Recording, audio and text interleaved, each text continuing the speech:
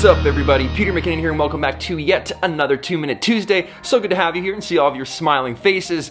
Today is an interesting day, folks. Today we're talking about how you can make transitions in camera, completely bypassing post-production, not needing to use Premiere, Final Cut, whatever you edit in, you don't need it. You can do transitions with your camera while you're shooting so that when you start editing your final piece, be it that it's a vlog or a video or a short film, you can integrate these little gems. I've been using them for a long time. Not everybody picks up on it. Some people do. I just blew Jesse's mind when I showed him last night. He was like, I didn't even know you were doing that. That is super cool. You guys are gonna love it. So let's throw 2 minutes on the clock.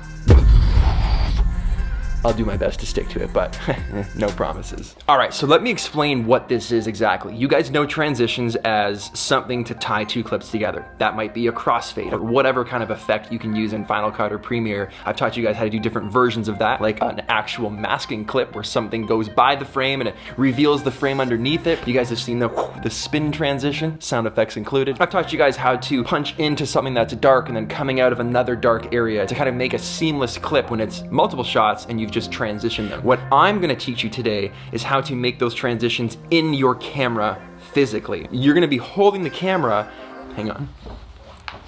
Okay, now this will make it easier. So you take your camera and you're physically gonna be making those transitions up and down, left and right, horizontal, vertical, really, really fast to create natural motion blurs. Now, you don't have to limit this to just going back and forth, up and down. I get crazy with it. I straight up shake my camera around and it looks absolutely insane. It would not be usable footage, but when you take that clip, the right part of that clip, and when you tie that between two normal clips that are moving fast, whatever, to fast-paced music, it feels like a seamless, completely animated transition.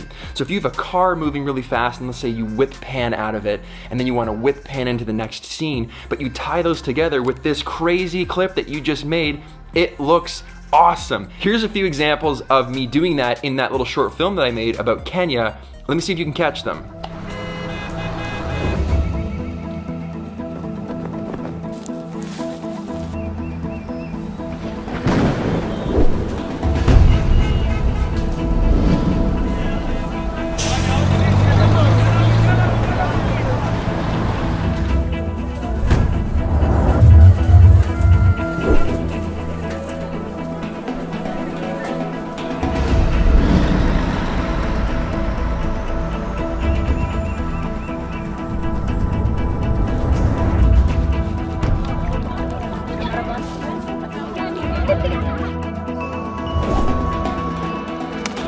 All right, so as you can see, I used it quite a bit there, coming into the clothes, on the clothesline. I used it in the marketplace. I used it right before the bird flies away off that tree. And it's very seamless, it's very subtle, but it feels really organic and natural. So we're gonna head downstairs. We're gonna shoot a super basic B-roll sequence. Now, we're in the middle of nowhere. There's no fancy footage to be had. We're literally gonna go walk on the street, just shoot people getting into cars, walking by cars, me walking around the road, some flags, some smoke coming out of a chimney. Very basic B-roll stuff. I'm gonna show you what that looks like normally, and then I'm gonna show you what it looks like with these crazy kind of self-made in-camera transitions. So here is some B-roll without it.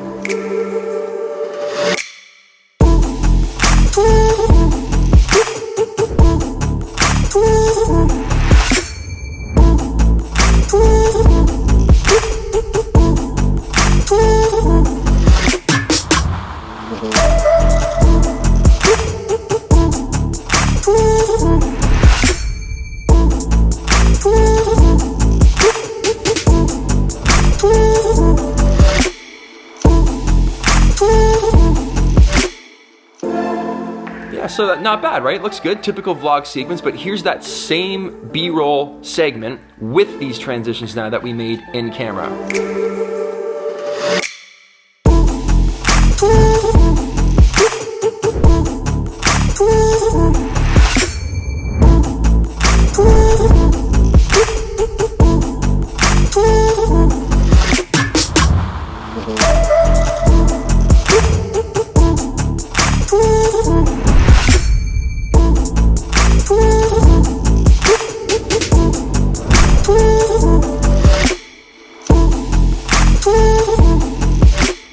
It just looks so much better. It's so easy to do when you're shooting.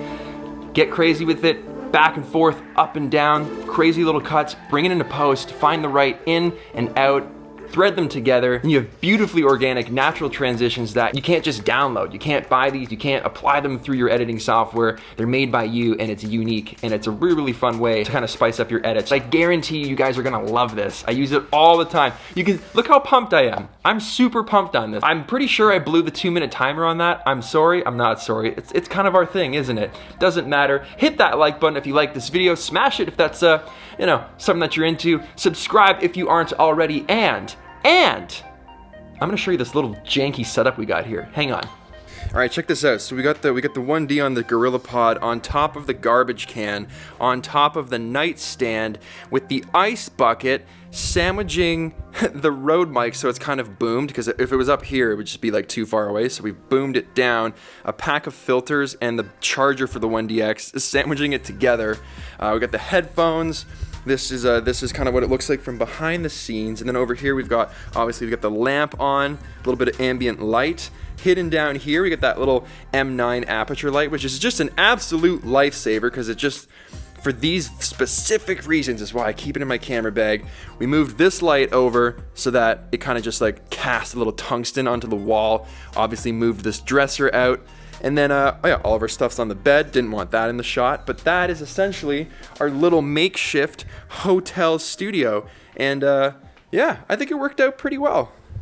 So that was my view. Oh, also, thanks for help. Oh, dude, anytime. Every Tuesday.